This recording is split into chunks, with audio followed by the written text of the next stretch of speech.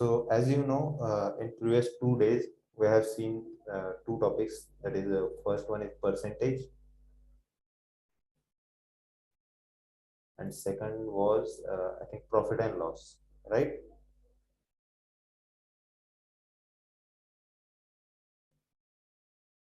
So we have completed these two topics, and today we are going to see some logical reasoning topic, that is blood relation.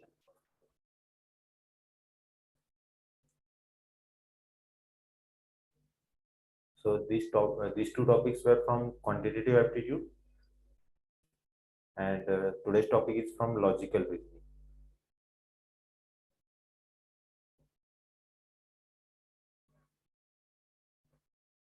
Okay. So is that clear to everyone?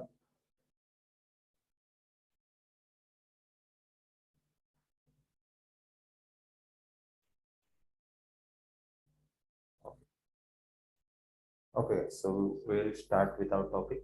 So today's topic is blood relation, and okay. So kindly know that blood relation is one of the important topics. Uh, in every exam, the questions will be asked from blood relation, right? So first of all, you all need to know what is blood relation, how the questions are solved. ठीक है? So अब start करते हैं कि blood relation क्या होता है. Blood relation में क्या होता है कि जो भी हमारे रिलेटिव्स होते हैं उसके रिलेटेड क्वेश्चन आते हैं, जो भी हमारे रिलेशन होते हैं. सो रिलेशंस कौन से होते हैं जिसमें हमारे जो जो ब्लड रिलेशन होते हैं, मतलब खून के सगे जिनको बोलते हैं हम, वो होते हैं ब्लड रिलेशंस में, राइट? सो उसमें जैसे हमारे पेरेंट्स आ गए, माता पिता, अंकल आ गए, आंट आ गए, grandfather, grandmother, cousin, cousin brother, cousin sister, daughter, son, niece, nephew, ये सब आ गए. ठीक है? तो ब्लड रिलेशन में मैं आपको बताना चाहता हूँ कि बेसिकली 3 टाइप के क्वेश्चन होते हैं. और अब अगर आप ओवरव्यू देखोगे तो तीनों टाइप के क्वेश्चन एक ही वे में सॉल्व होते हैं, जिसे हम फैमिली ट्री कहते हैं. हमें फैमिली ट्री ड्रॉ करनी होती है. जो भी आपको क्वेश्चन पूछा जाएगा उसके हिसाब से जो भी आपको इंफॉर्मेशन मिलेगी क्वेश्चन में, उसके हिसाब से हम एक फैमिली ट्री बनाएंगे और उस हिसाब से हम क्वेश्चन आंसर करेंगे. ठीक है? तो सबसे पहले फर्स्ट टाइप ऑफ क्वेश्चन आते हैं इंडिकेटिंग क्वेश्चन. इंडिकेशन. सो इसमें क्या होता है कि मतलब दो लोग बात कर रहे होते हैं. तो फॉर एग्जांपल ये पर्सन ए और बी बात कर रहे हैं, और ये ए जो है वो बी को बता रहा है सी के बारे में. तो एक थर्ड पर्सन होगा, सी के बारे में बता रहा होगा. तो मतलब क्या कर रहा है कि ए इंडिकेट कर रहा है सी की तरफ और बी को बता रहा है रिलेशन. तो उस पे हमें क्वेश्चन पूछा रहता है. ठीक है? और सेकंड आते हैं कोडेड रिलेशन.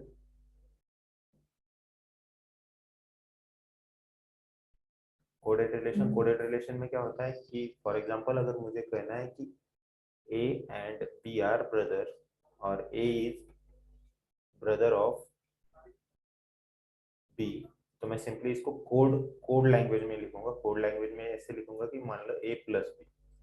और अगर मुझे कहना है कि मान लो A is sister of C, A is sister of B, तो मैं इसको बोलूंगा ए माइनस बी. तो ये भी हमें देखना पड़ेगा कि ये जो कोडेड रिलेशन होते हैं इसमें ये कोड किस रिलेशन के लिए यूज होता है, ये भी देखना पड़ेगा. और थर्ड टाइप में आते हैं पजल्स. तो पजल्स क्या होता है कि basically first and third type के जो क्वेश्चंस होते हैं वो कंपैरेटिवली सेम होते हैं. पजल्स में क्या होता है कि हमें पैराग्राफ या स्टेटमेंट्स के फॉर्म में इंफॉर्मेशन गिवन रहती है. पैराग्राफ और स्टेटमेंट के फॉर्म में इंफॉर्मेशन गिवन रहती है, एंड देन उस पर हमें फैमिली ट्री बना के क्वेश्चन सॉल्व करना होता है. ठीक है? तो पैराग्राफ में क्या आएगा कि एक फैमिली के बारे में टोटल इंफॉर्मेशन आएगी और उसमें से क्वेश्चन पूछा रहेगा कि who is brother of A, और what is the relation between A and B. इस टाइप के क्वेश्चन आएंगे. ठीक है? तो इसको हम वन बाय वन देखते हैं, ठीक है। और सबसे पहले हम देखते हैं कि फैमिली ट्री कैसे बनानी है, ठीक है। फैमिली ट्री कैसे बनानी है, तो फैमिली ट्री बनाने से पहले आपको ये पता होना चाहिए कि उसमें कुछ नोटेशंस होते हैं। नोटेशंस क्या होते हैं कि मैं अगर कोई फैमिली में कोई पर्सन दिखाना चाहता हूँ जो कि फीमेल है, तो उसको मैं सर्कल में दिखाऊंगा। और कोई अगर ऐसा पर्सन दिखाना चाहता हूँ जो मेल है, तो उसको मैं स्क्वायर बॉक्स में दिखाऊंगा। और अगर मैं दिखाना चाहता हूँ कि दो पर्सन है ए और बी, और वो कपल है, मतलब उनकी वो मैरिड है, राइट, तो उसको मैं दिखाऊंगा डबल लाइन से। तो ये नोटेशंस आप अपने हिसाब से बना सकते हो, ऐसा कोई कंपलसरी नहीं है। जो मैं बता रहा हूँ वही आपको लिखने हैं या उसी वे को फॉलो करना है, जिस वे में आपको इजी लगता है या जो आपको कंफर्टेबल है, उस उन नोटेशंस के साथ आप जा सकते हो। कोई क्या करते हैं कि फीमेल के लिए माइनस, मेल के लिए प्लस लिखते हैं, कोई सिंगल अंडरलाइन करता है, कोई डबल अंडरलाइन करता है। जो आप जिसके साथ आप कंफर्टेबल हो वो आप यूज कर सकते हो, ऐसा कोई कंपल्शन नहीं है कि यही यूज करना है, ठीक है। तो मैं यूज करता हूँ फीमेल के लिए सर्कल, मेल के लिए स्क्वायर एंड कपल के लिए डबल लाइन, राइट। तो अब देखते हैं फैमिली ट्री कैसे बनती है, ठीक है। तो मान लीजिए कि यहाँ पे आप है, ये फैमिली आपसे स्टार्ट होगी, तो यहाँ पे आप होंगे। तो फैमिली में सबसे पहले आएंगे हमारे पेरेंट्स। तो पेरेंट्स जो होते हैं वो हमारे एक जनरेशन पहले होते हैं, एक जनरेशन ऊपर होता है, तो उसको हम ऊपर लिखेंगे। पेरेंट्स में आएंगे फादर और मदर आएंगी। तो ये आपसे रिलेटेड है इसलिए हम लाइन से डिनोट करेंगे। और ये देखिए फादर थे, मेल होंगे, तो यहाँ पे मैंने उनको स्क्वायर बॉक्स में या रेक्टेंगल में रखा है। और मदर जो होंगी वो फीमेल होंगी, तो उसको सर्कल में लिखा है, राइट। अब ये कपल है, मैरिड है एक दूसरे के साथ, तो इनको मैं कनेक्ट करूंगा डबल लाइन के साथ। जो कपल होंगे वो ही कनेक्ट होंगे डबल लाइन के साथ, बाकी सब कनेक्ट होंगे सिंगल लाइन के साथ, ठीक है। इसमें कंफ्यूजन नहीं चाहिए,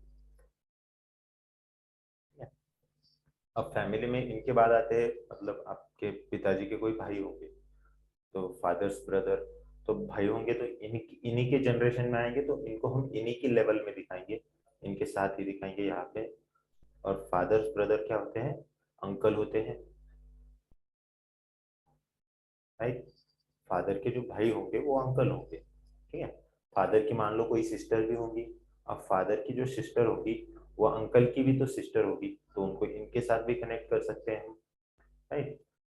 तो ये डायरेक्टली मैं अगर यहाँ पे लिखना चाहूंगा तो वो फादर की भी सिस्टर होगी, अंकल की भी सिस्टर होगी, क्योंकि ये दोनों भाई भाई है। और दोनों की जो बहन है वो फादर की भी बहन होंगी, अंकल की भी बहन होगी, और उनको हम बोलते हैं आंट, राइट। अब सेम जैसे फादर के ब्रदर है, भाई है, बहन है, वैसे मदर के साइड में भी होंगे। मदर के जो भाई होंगे, मदर की सिस्टर भी होगी कोई, राइट। तो उनको हम बोलेंगे, मदर के भाई को, मतलब माँ के भाई को क्या बोलते हैं हम, अंकल बोलते हैं। और बहन को बोलते हैं आंट, सेम होते हैं। अब देखें, इनके इनके पहले भी एक जनरेशन आती है, फादर के पहले भी एक जनरेशन आएगी, उनको हम बोलेंगे grand father, right, grand father, grand father. अब उनकी भी कोई बीवी होंगी, तो वो कपल होंगे, तो कपल होंगे तो डबल लाइन से कनेक्ट हो जाएंगे, उनको बोलते हैं हम ग्रैंड मदर, राइट। अब सेम जैसे पिताजी के पिताजी थे या पिताजी की माता जी थे, जैसे सेम माँ के लिए भी होंगे, तो यहाँ पे मैं लिखूंगा grand father and grand mother, वो भी कपल होंगे तो डबल लाइन से कनेक्ट हो जाएंगे। सो यहाँ पे शॉर्ट में लिखता हूँ ग्रैंड फादर और ग्रैंड मदर, राइट। अब देखिए, अब ये हो गए हमारे पहले वाले जनरेशन, राइट। अब हमारे जनरेशन में आते हैं। अब हमारे जनरेशन में मतलब आपकी मान लो कोई बहन है, सिस्टर, अब सिस्टर होगी, तो ये इनकी भी बेटी होंगी, और इनकी भी बेटी होंगी तो इनको भी कनेक्ट करना पड़ेगा, राइट। सेम अंकल के लिए, अंकल का कोई अगर बेटा है, मान लो अंकल का बेटा है, तो वो कौन होगा, हमारे लिए ब्रदर बन जाएगा, बट सगा भाई नहीं होता है वो, तो उसको हम बोलते हैं cousin brother, cousin brother. Same अगर आंट की कोई बेटी है तो उनको हम बोलते हैं cousin sister, cousin sister. Same इधर अंकल की बेटी होंगी तो जो कजन सिस्टर बोलेंगे, और आंट का अगर कोई बेटा होगा तो उनको कजन ब्रदर बोलेंगे। क्लियर है यहाँ तक? अब ये तो हो गई हमारी पिछली दो जनरेशन, मतलब फादर की जनरेशन और ग्रैंडफादर की जनरेशन, ये वो यहाँ पे आ गए हमारी जनरेशन। इसके आगे हमारी नेक्स्ट जनरेशन आएगी, नेक्स्ट जनरेशन में क्या होगा, नेक्स्ट जनरेशन जनरेशन में क्या होगा, आपका बेटा होगा। सो अब बेटा होने के लिए शादी तो करनी पड़ेगी ना, तो पहले शादी करा लेते हैं।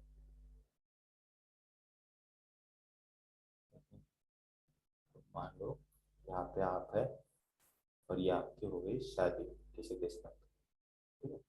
तो अगर आपकी शादी हो गई तो आपकी मतलब वाइफ आ जाएगी, ठीक है, वाइफ आ जाएगी। अब ये आपके साथ नहीं, आपके पूरे फैमिली के साथ इसका रिलेशन बन जाएगा, तो इसका पूरा आपकी पूरी फैमिली के साथ इसका सेम रिलेशन बनता है जो आपके साथ बनता है। मतलब आपके जो फादर होंगे वो उसके लिए भी फादर होंगे, आपकी जो मदर होगी वो उसके लिए भी मदर होगी, सिर्फ डिफरेंस इतना आएगा, आपके लिए फादर होंगे, उसके लिए फादर इन लॉ होंगे, राइट। तो उसके हर रिलेशन के सामने इन लॉ लगता है। आपके अंकल होंगे, उसके अंकल इन लॉ होंगे, आपकी आंट होगी, उसकी आंटी इन लॉ होगी, आपके ग्रैंडफादर होंगे, उसके ग्रैंडफादर इन लॉ होंगे, उस आपकी ग्रैंड मदर होगी, उसकी ग्रैंड मदर इन लॉ होंगी, आपकी सिस्टर होगी, अब उसकी सिस्टर इन लॉ होगी, आपका मान लो यहाँ पे कोई ब्रदर भी है तो उसके लिए क्या होगा, ब्रदर इन लॉ हो जाएगा। क्लियर? तो ये हो गया। अब मान लो आपको बेटा हो गया तो वो हो जाएगा आपका सन, कोई बेटी हो गई तो वो हो जाएगी आपकी डॉटर, ठीक है, आपके साथ भी रिलेशन आएगा इसका। अब ये हो गया हमारी नेक्स्ट जनरेशन। और सिस्टर के लिए, अगर सिस्टर का अगर बेटा हो गया, बहन का बेटा, तो उसको क्या बोलते हैं हम, नेफ्यू बोलते हैं। कि बहन का अगर कोई बेटा है तो उसको नेफ्यू बोलते हैं, भाई का बेटा होगा तो भी नेफ्यू बोलेंगे, बहन का बेटा होगा तो भी नेफ्यू बोलेंगे। और बहन की अगर बेटी हो गई तो उसको बोलते हैं हम नीस। सेम बहन की बेटी होगी या भाई की भी बेटी होगी तो उसको भी हम नीस बोलेंगे, ठीक है। और ऐसे ही अगर जनरेशन आगे बढ़ती चली गई, बेटे का भी बेटा हुआ तो उसको हम बोलेंगे grand daughter, sorry grand son. और बेटे की अगर कोई बेटी हो गई तो उसको बोलेंगे ग्रैंड डॉटर। क्लियर? तो ये थी, मतलब आपके हिसाब से पूरी फैमिली बन गई यहाँ पे। ये जो जितने भी हमने रिलेशन लिखे हैं, हम इस पर्सन को पॉइंट ऑफ सेंटर मान के लिखे हैं। मतलब जो भी रिलेशन हमने लिखे हैं वो इस बंदे के हिसाब से ही है। इसके लिए ये इसका रिलेशन अलग लगेगा, फादर के लिए मदर जो होंगी वो वाइफ होंगी, इसके लिए ये होगा जो ब्रदर हो जाएगा, इसके लिए ये फादर हो जाएंगे। तो ये सब रिलेशन हमने सिर्फ इस बंदे के हिसाब से लिखे, राइट। इनके खुद में अलग अलग रिलेशंस हो सकते हैं, राइट। अंकल के लिए ये आपकी जो कजन सिस्टर है वो अंकल के लिए डॉटर बन जाएगी, आपका जो कजन ब्रदर है वो आंट के लिए बेटा बन जाएगा, ये वाला, राइट। तो उनके अपने अंदर अलग से रिलेशन बनेंगे, जो रिलेशन हमने लिए है वो सिर्फ इस बंदे के हिसाब से, मतलब आपके हिसाब से ही लिखे हैं। यहाँ तक किसी को कोई डाउट है? अगर आपको समझ में आ रहा है तो चैट बॉक्स में यस बोल दीजिए। और अगर कोई सॉरी, और अगर कोई डाउट है तो आप अनम्यूट करके पूछ सकते हो। ओके।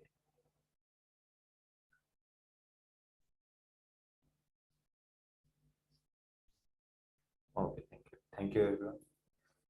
तो ठीक है, आगे बढ़ते हैं हम, कोई किसी को कोई प्रॉब्लम नहीं है। अब यहाँ पे मतलब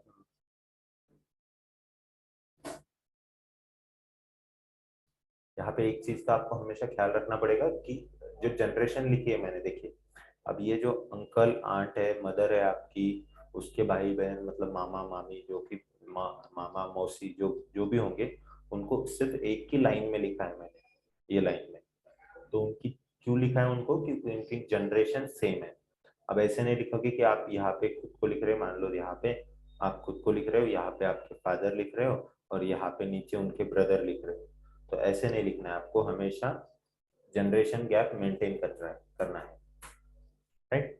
तो ग्रैंड मदर मतलब ग्रैंड वाली जो भी जनरेशन थी यहाँ पे लिखी है मैंने, हमारी जनरेशन यहाँ पे लिखी, मतलब wife brothers sisters cousin brother cousin sister सब एक जनरेशन में आ गए। फिर डॉटर सन मतलब हमारी नेक्स्ट जनरेशन यहाँ पे आ गई, उसकी अगली जनरेशन यहाँ पे आ गई। तो ये जनरेशन गैप जो है वो हमेशा मेंटेन करनी है जब भी आप फैमिली ट्री बनाओगे। तो इससे क्या होगा कि इससे आपको रिलेशन समझने में आसानी हो जाएगी। क्लियर? ठीक है। तो आई होप सबको फैमिली ट्री में कोई डाउट नहीं है, कोई सब कुछ क्लियर है। तो इसके बाद हम बढ़ते हैं क्वेश्चंस की तरफ, वन बाय वन क्वेश्चंस देखेंगे हम। ठीक है।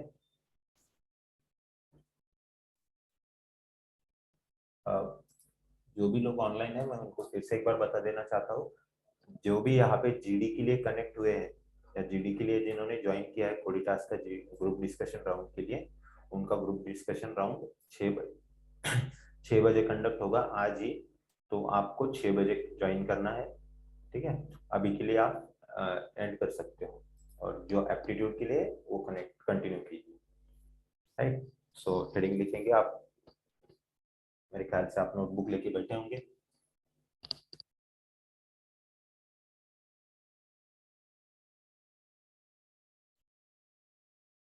मेरी आवाज सबको आ रही है? ऐसे को अर्चना के लिए प्रॉब्लम है, अदर? यस सर, आ रही। Okay, Archana, you can end the session and you can join again once more, or you can check your internet connections because I'm audible to others. Okay, so let's start. हम blood relation के questions one by one देखते हैं।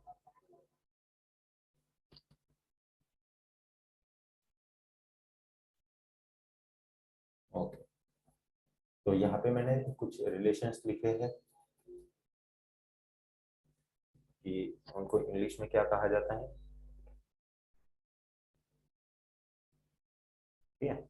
Mother's और fathers मतलब पिता या माता का बेटा, तो वो होगा हमारे लिए ब्रदर। मदर्स और फादर्स डॉटर वो होगी सिस्टर। मदर और फादर्स ब्रदर मतलब पिता के या माता का भाई, वो होगा अंकल। मदर्स और फादर सिस्टर वो होगी आंट। मदर और फादर्स फादर मतलब पिताजी के पिताजी या माताजी के पिताजी, वो होंगे हमारे ग्रैंडफादर। मदर्स और फादर्स मदर वो होगी ग्रैंड मदर। सन्स वाइफ मतलब जो बेटा होगा उसकी बीवी, तो वो होगी डॉटर इन लॉ। आप इसका स्क्रीनशॉट लेके रख सकते हो, जल्दी से इसका स्क्रीनशॉट लेके रखिए ताकि आपको बाद में पढ़ने के लिए आसानी हो जाएगी।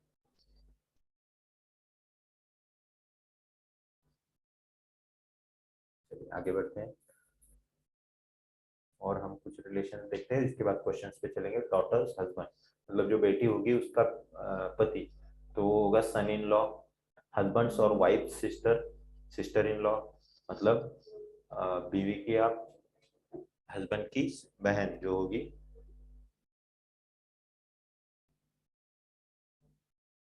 Archana, there is a problem at your side only because I am audible to other everyone. So uh, otherwise you can join from any other device like your laptop, your PC, or on any other mobiles. ये बाकी सब लोगों को आवाज आ रही है, सिर्फ आपके लिए प्रॉब्लम आ रहा है। आप एक बार नेटवर्क कनेक्शन चेक कीजिए, आप किसी और डिवाइस से ज्वाइन कर सकते हैं। ठीक है। तो आगे बढ़ते हैं। हस्बैंड और वाइफ्स ब्रदर मतलब बीवी या पति का जो भाई होगा वो होगा ब्रदर इन लॉ। ब्रदर सन मतलब भाई का बेटा जो होगा वो नेफ्यू होगा। ब्रदर्स डॉटर भाई की बेटी हो जो होगी वो नीस होगी। भाई या बहन की बेटी भी हो सकती है, भाई या बहन का बेटा भी हो सकता है, तो उसको नेफ्यू बोलेंगे। बेटी हुई तो नीस बोलेंगे। अंकल और आंट सन और डॉटर, मतलब उनको कजन बोलते हैं, जो भी हमारे अंकल, चाचा जी या चाची जी, ठीक है, जो भी आप बोलते हो। तो अंकल का बेटा जो होगा वो कजन ब्रदर होगा, अंकल की जो बेटी होगी वो कजन डॉटर होगी, भाई की बीवी यानी सिस्टर इन लॉ जो भाभी होती है वो सिस्टर इन लॉ होती है, सिस्टर्स हस्बैंड मतलब जीजा जी जो बोलते हैं हम, वो ब्रदर इन लॉ होते हैं। ठीक है, इसका भी स्क्रीनशॉट लेके रखिए, बाद में आपको काम आ जाएगा। जल्दी से स्क्रीनशॉट लीजिए इसका।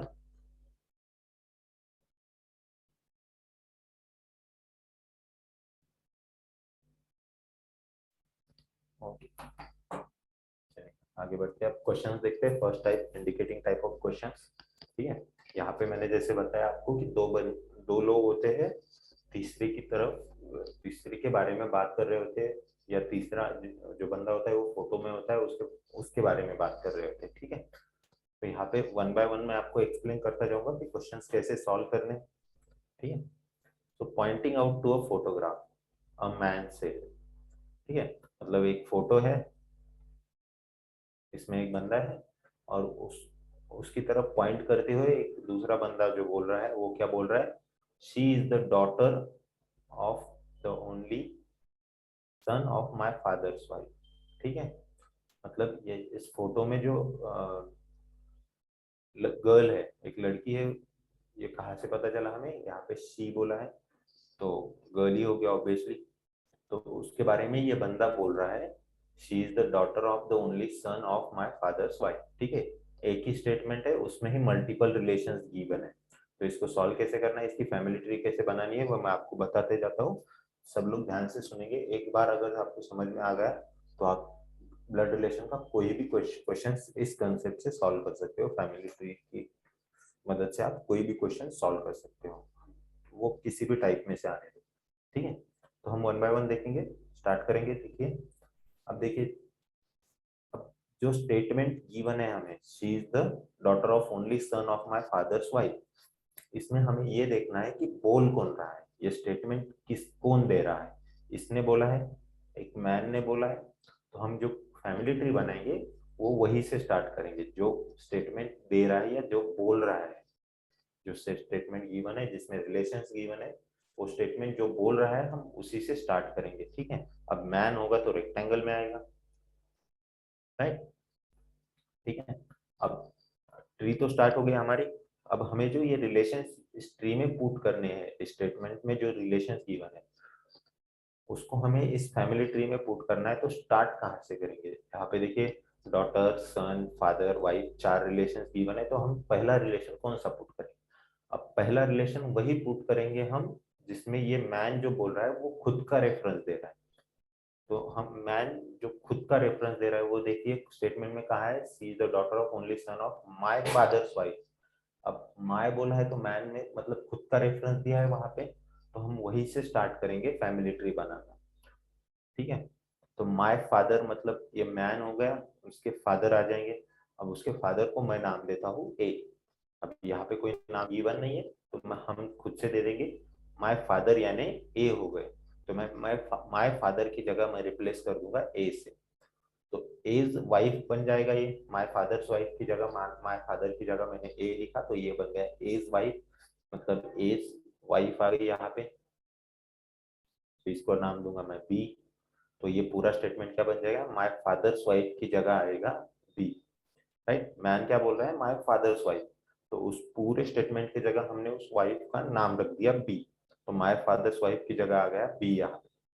तो फिर हम क्या बोल देखेंगे आगे, इससे पहला एक रिलेशन, तो इसके पीछे चलेंगे हम, तो इससे पहले क्या आ रहा है, सन आ रहा है, the only son of my father's wife, my father's wife है बी। तो मैं स्टेटमेंट को ऐसे पढ़ सकता हूँ, the only son of B, B का इकलौता बेटा। अब बी का इकलौता बेटा कौन होगा, द मैन होगा, क्योंकि वो उसके पति का बेटा है तो उसका भी बेटा होगा। और इकलौता है, ओनली बोला है, इसलिए वो खुद आ जाएगा मैन। ठीक है, अब हम मैन पे आ गए हैं, क्योंकि द सन कौन है, मैन है, तो मैं इसको रिप्लेस कर दूंगा मैन से। She is the daughter of man, she is the daughter of only सन बोला है, ओनली सन की जगह मैंने मैन लिख दिया, तो स्टेटमेंट बन गया she is the daughter of man. तो ये मैन की क्या हो गई, बेटी हो गई, तो यहाँ पे डॉटर लिख दूंगा मैं, राइट। और ये कौन है, इसका वो फोटो वाली लड़की है, फोटोज गर्ल और गर्ल्स फोटो सेट, ठीक है। तो ये हो गई। अब क्वेश्चन क्या पूछा है, सारे रिलेशन हमने पुट कर दिया। अब क्वेश्चन की तरफ, क्वेश्चन क्या बोल रहा है, how is the girl related to that man. So question is asking that how is the girl, मतलब ये जो गर्ल है वो मैन के साथ किस तरह से रिलेटेड है। अब वो मैन की डॉटर है, तो इनका इसका रिलेशन मैन के साथ क्या हो गया, डॉटर हो गया। अब ये भी हमेशा ध्यान रखना है कि क्वेश्चन पूछ क्या रहा है। क्वेश्चन ऐसे भी पूछ सकता है how is the man related to girl, तो मैन कौन होगा, किसका, लड़की का। तो मैन अगर वैसे क्वेश्चन पूछा होता तो आंसर आ जाएगा फादर। बट क्वेश्चन क्या पूछा है, how is the girl related to man, girl कौन है, किसकी, उस आदमी की, तो कौन होगी, डॉटर होगी। हमारा आंसर आ जाएगा daughter. Is that clear, clear to everyone. तो इस तरह से हम फैमिली ट्री बनाएंगे और इसमें से क्वेश्चन सॉल्व करेंगे। ये हो गया हमारा आंसर, सॉल्यूशन जो भी होगा, ठीक है। Clear to everyone. ओके मौसी, ओके जयस, ठीक था, ओके। सो आई होप कि सबको क्लियर है। मैं और एक क्वेश्चन सॉल्व करके दिखाता हूँ, अगर किसी को उसमें भी डाउट है, इसमें डाउट होगा तो हम देखते हैं, ठीक है। और एक क्वेश्चन देखते हैं हम। ये देखिए यहाँ पे हमारा आंसर आ गया डॉटर।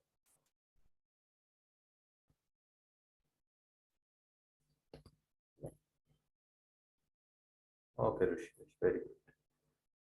तो अब देखिए और एक क्वेश्चन। ओके दत्त, तो अनिल इंट्रोड्यूसेस रोहित, ठीक है, as the son of only brother of his father's wife, ठीक है। अब यहाँ पे अनिल क्या कर रहा है, इंट्रोड्यूस कर रहा है किसको, रोहित को। तो रोहित को इंट्रोड्यूस कर रहा है कौन, अनिल। तो इसका मतलब जो भी स्टेटमेंट बोलेगा वो अनिल बोलेगा रोहित के बारे में, ठीक है। तो स्टार्टिंग जैसे मैंने बोला था, हम फैमिली ट्री ड्रॉ करना स्टार्ट करेंगे किससे, जो बोल रहा है। तो यहाँ पे बोल रहा है अनिल, अनिल मेल होगा, राइट। अब अनिल बोल रहा है, तो अनिल ने स्टेटमेंट क्या ही दिया है, the son of only brother of his father's wife. अब अनिल ने खुद का रेफरेंस कहाँ पे दिया है उस स्टेटमेंट में, हमें ये फाइंड करना पड़ेगा अनिल ने खुद का रेफरेंस कहाँ दिया है, the son of only brother of his father's wife. His father मतलब यहाँ पे उसने खुद का रेफरेंस दिया है, तो यहाँ पे हिज फादर आएगा। फादर को मैं सिंपली फिर से एक बार नाम दे दूंगा ए, आप जो चाहे नाम दे सकते हो, उस पर कोई पाबंदी नहीं है, बट हम ABCD देंगे तो सिक्वेंशियल रहेगा, अच्छा रहेगा, ठीक है। अब हिज फादर कौन है, ए बन गए, तो मैं हिज फादर को लिख सकता हूँ ए, ठीक है। और आगे क्या बोल रहा है, एज वाइफ, एज वाइफ मतलब ए की बीवी। अब बीवी हो गई तो कपल हो जाएगी, तो डबल लाइन से कनेक्ट करेंगे, और बीवी है तो फीमेल हो जाएगी, तो उसको नाम दूंगा मैं बी, राइट। तो हिज फादर्स वाइफ, इसकी जगह मैं लिखता हूँ बी पूरी। हिज फादर्स वाइफ मतलब अनिल के पिताजी की बीवी, तो कौन हो गई, बी हो गई। तो मैं इस अनिल के पिताजी की बीवी को मैं लिख सकता हूँ बी, इस पूरे स्टेटमेंट को नाम दूंगा बी, रिप्लेस कर दूंगा। फिर आगे क्या बोल रहा है, तो ओनली ब्रदर, इसके पहले का एक स्टेटमेंट जाएंगे, सॉरी एक रिलेशन पीछे जाएंगे। तो इसके पीछे एक रिलेशन क्या दिया है, the only brother of B, his father's wife कौन है, बी है, तो the only brother of B, B का एकलौता भाई। तो यहाँ पे भाई है तो मेल होगा, वो हो जाएगा सी, ठीक है। अब ये सी हो जाएगा, तो ब्रदर को लिख दूंगा मैं सी, ओनली ब्रदर को सी लिख दिया मैंने। The son of C, sorry, Rohit as the son of C, मतलब रोहित कौन है, सन ऑफ सी, सी का बेटा है कौन, रोहित, ठीक है। अब सारे रिलेशंस पुट हो गए डायग्राम में। अब हम वन बाय वन क्वेश्चंस देखेंगे, right, very good Pankaj. So how is Rohit related to Anil, Rohit related to Anil पूछा है, तो रोहित कौन लगेगा अनिल का? तो रोहित कौन लगेगा? अब देखिए ए और बी पति पत्नी है, तो अनिल उनका बेटा हो जाएगा। तो रोहित कौन है अनिल का? उसकी माँ के भाई का बेटा, मतलब अंकल हो गया सी। अनिल के लिए अंकल का बेटा रोहित है, तो अंकल का बेटा कौन होता है? कजन ब्रदर होता है।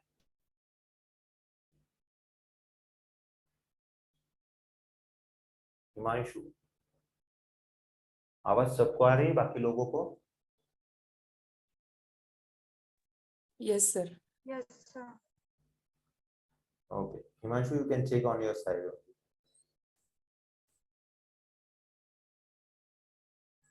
तो यहाँ पे आंसर क्लियर हो गया सबको कि आंसर आएगा हमारा कजन ब्रदर। ठीक है, तो क्वेश्चन में आपको आंसर कजन, ये कजन भी आ सकता है और कजन ब्रदर भी आ सकता है। ठीक है, कजन आएगा तो आपको कजन ब्रदर दोनों में से एक ही ऑप्शन में दिखेगा, या तो कजन दिखेगा या कजन ब्रदर दिखेगा, तो आपके दोनों आंसर सही हो जाएंगे। क्लियर?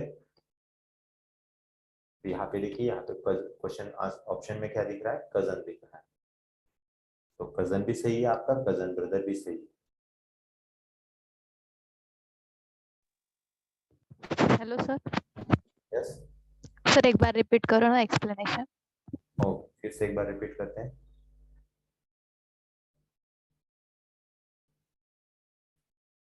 ठीक है, तो देखिए ये जो स्टेटमेंट्स हैं इसको हमें क्या करना है, अब यहाँ पे अनिल इंट्रोड्यूस कर रहा है रोहित को, तो जो बोल रहा है उससे हम हमारी फैमिली ट्री स्टार्ट करेंगे, तो अनिल से स्टार्ट होगी। अनिल इंट्रोड्यूस कर रहा है तो अनिल से स्टार्ट होगी, राइट? अनिल हो जाएगा यहाँ पे।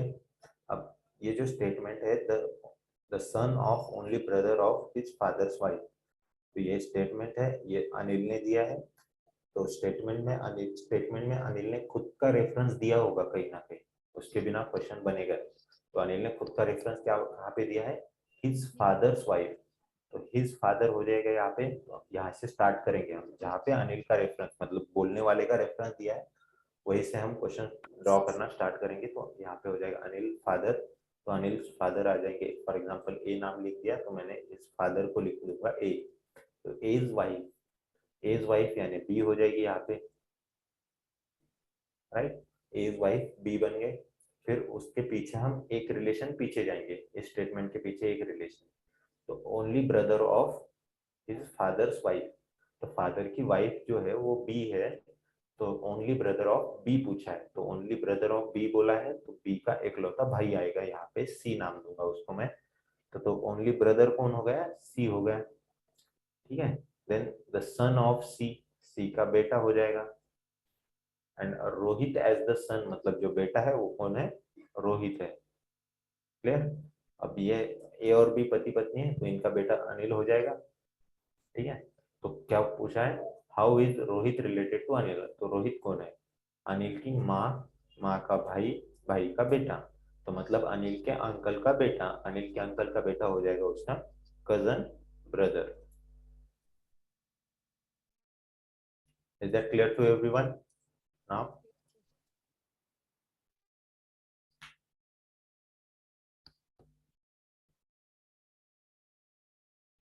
ओके, आई होप सबको समझ में आ रहा है। तो हम आगे बढ़ते हैं इसके साथ।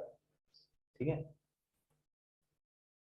देखिए और एक क्वेश्चन मैं आपको एक्सप्लेन करता हूँ, जिनको अभी भी जिनको कोई डाउट है या मतलब कोई छोटा सा भी पॉइंट है तो पूछ सकते हो, या अभी देख लो, क्योंकि इसमें थोड़ा सा भी कंफ्यूजन रहेगा तो आपको बाद में क्वेश्चन सॉल्व करने में दिक्कत आ जाएगी। तो इसलिए सभी डाउट्स, सभी कंसेप्ट क्लियर कर लीजिए अभी भी। ठीक है, जब किसी भी पॉइंट पे आपको लगता है कोई डाउट है, कोई मतलब आपको फिर से कोई एक्सप्लेनेशन चाहिए या कोई समझ में नहीं आ रहा है कोई स्टेप, तो आप वहीं पे अनम्यूट करके पूछ सकते हो। ठीक है, तो देखिए आगे बढ़ते हैं हम। Pointing towards a person in the photograph, Anjali said, ठीक है, ही is the only son of father of my sister's brother. ये स्टेटमेंट दिया है, किसने दिया है? अंजलि ने दिया है। तो हम जो स्टार्ट करेंगे क्वेश्चन सॉल्व करना वो अंजलि से करेंगे। अंजलि फीमेल ही होगी, तो यहाँ पे आ जाएगी Anjali, right? He is the only son of father of my brother, sorry my sister's brother. ठीक है, तो अंजलि ने खुद का रेफरेंस कहाँ पे दिया है? यहाँ पे दिया है माय सिस्टर तो अंजलि की सिस्टर आ जाएगी यहाँ पे, सॉरी ऊपर नहीं जाएगा, वो नीचे आएगी। अब सिस्टर है तो सेम जनरेशन में आएगी, तो साथ में आएगी, उसके ऊपर नहीं जाएंगे। अंजलि सिस्टर इधर आ जाएगी, राइट। सिस्टर सिस्टर को नाम दूंगा ए, ठीक है। तो यहाँ पे हो जाएगा ए एज, मतलब माय सिस्टर की जगह ए लिखा तो एज ब्रदर हो जाएगा, तो मतलब ए का भाई। तो ए का जो भाई होगा वो अंजलि के लिए भी भाई होगा, वहां पे नाम लिख दूंगा मैं बी, ब्रदर को लिखा मैंने बी, राइट। द फादर, एक जनरेशन पीछे आएंगे वहां से, सॉरी एक रिलेशन पीछे आएंगे, the father of my sister's brother, my sister's brother हो जाएगा B, very good. My sister's brother हो जाएगा बी। तो यहाँ पे आएंगे पीछे द फादर ऑफ बी, तो मतलब बी के जो फादर है वो आएंगे, तो बी के फादर होंगे सी। अब देखिए यहाँ पे बी, ए और अंजलि तीनों भाई बहन है, तो ये तीनों के पिताजी हो जाएंगे सी, राइट। तो फादर की जगह मैं सी लिख दूंगा। Then the only son of C, the only son of C, C का इकलौता भाई, सॉरी सी का इकलौता बेटा, the only son of the father बोला है, फादर को नाम दिया है हमने C, the only son of C क्या हो जाएगा, ओनली सन ऑफ सी कौन होगा, बी होगा, इकलौता बेटा बोला है, तो यहाँ पे बी आ जाएगा। Then he is the only son, मतलब जो फोटोग्राफ में जो बंदा है, जो पर्सन है, वही है जो बेटा है वो, तो ये फोटो वाला हो गया, राइट। तो फोटो किसका है, so how is the person, how is that person related to Anjali, ये बंदा जो है वो अंजलि के साथ उसका रिलेशन क्या है, तो अंजलि के लिए वो क्या हो जाएगा, ब्रदर, राइट। तो पंकज फिर से एक बार चेक करो, ब्रदर आ जाएगा, कजन ब्रदर नहीं आएगा। क्लियर टू एवरीवन, किसी को कोई डाउट?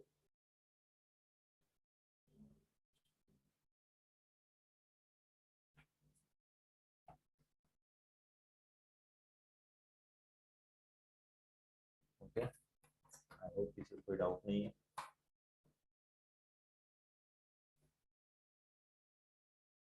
आप चाहे तो इसको साथ साथ नोट कर सकते हो, या स्क्रीनशॉट लेके रख सकते हो, बाद में आपको काम आएगा जब भी आप पढ़ोगे इसके बारे में।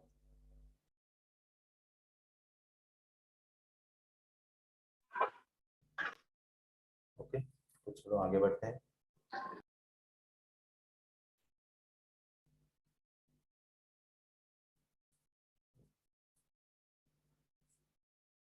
ठीक, तो और एक एग्जांपल मैं एक्सप्लेन करके बताता हूँ आपको, थोड़ा सा फास्ट कर दूंगा क्योंकि ये हो चुका है, ठीक है।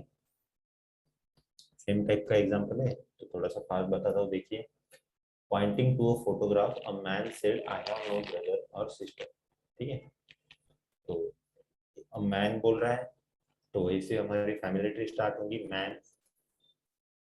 अब मैन क्या बोल रहा है, आई हैव नो ब्रदर और सिस्टर, ठीक है। ये कोई फैमिली ट्री में डालने वाली बात नहीं है, सिर्फ उसने बताया कि मुझे कोई भाई या बहन नहीं है, but that man's father is my father's son, ठीक है।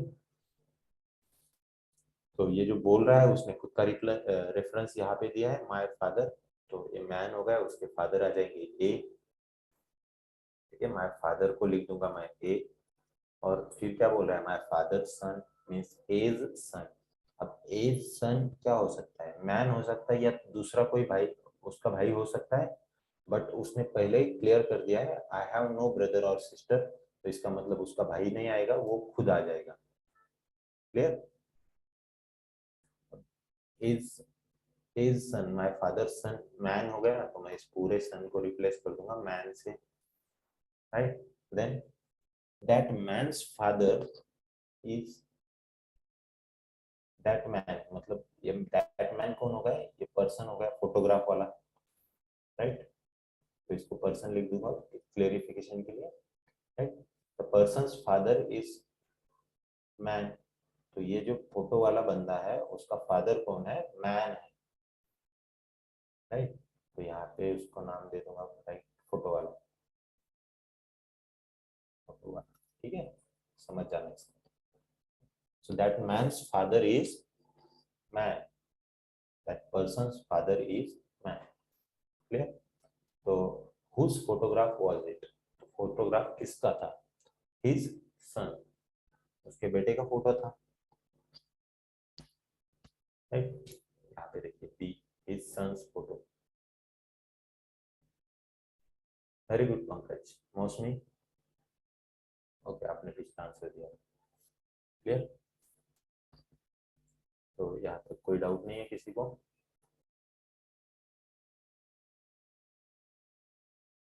देख लीजिए फिर से एक बार, किसी को कोई डाउट है क्या?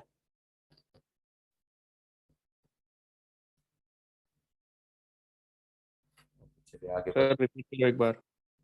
फिर से रिपीट करना है। Okay, yes sir.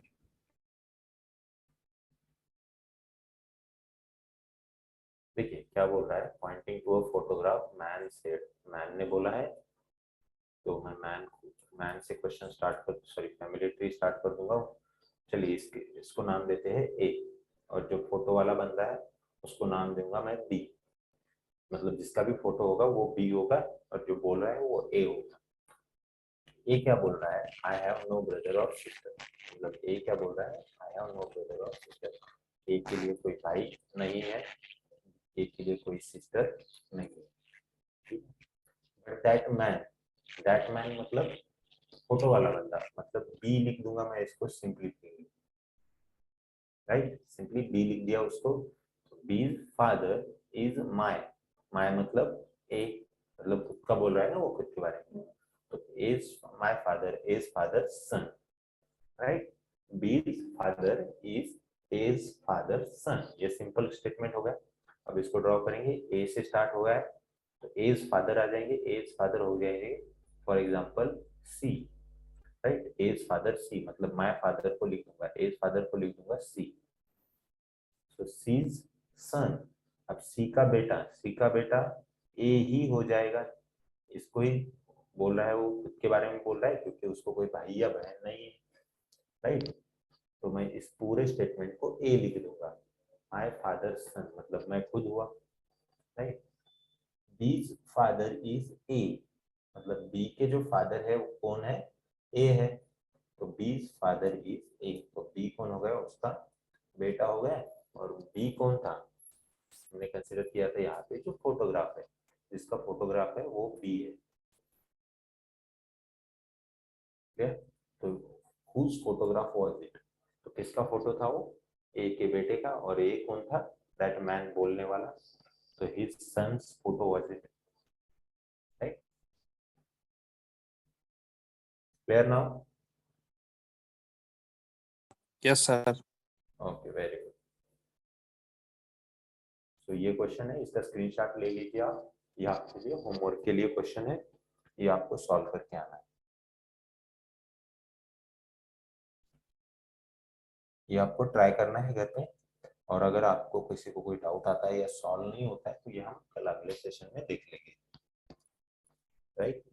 क्योंकि आप यहाँ पे कितने भी वीडियोस देखो या लेक्चर अटेंड करो, जब तक आप खुद से सॉल्व नहीं करते हो तो आपको समझ में नहीं आएगा कि क्वेश्चन सॉल्व करते टाइम क्या क्या प्रॉब्लम्स आ सकते हैं, या क्वेश्चन सॉल्व करते टाइम हमें किन किन चीजों का ध्यान रखना पड़ता है, जो प्रॉब्लम्स आते हैं उनको कैसे टैकल करना है, कैसे सॉल्व करना है। तो ये आपको आपके लिए है, राइट। आई होप सबने स्क्रीनशॉट ले लिया है। इसको भी स्क्रीनशॉट ले लीजिए, 2 क्वेश्चन आपको सॉल्व करने हैं।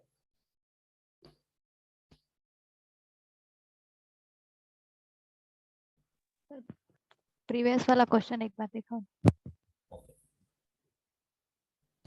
ओके, डन, इसको भी स्क्रीनशॉट ले लीजिए।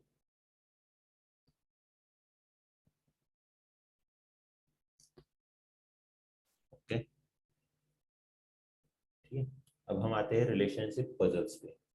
तो दोनों क्वेश्चन 19-20 के आसपास डिफरेंस है दोनों में।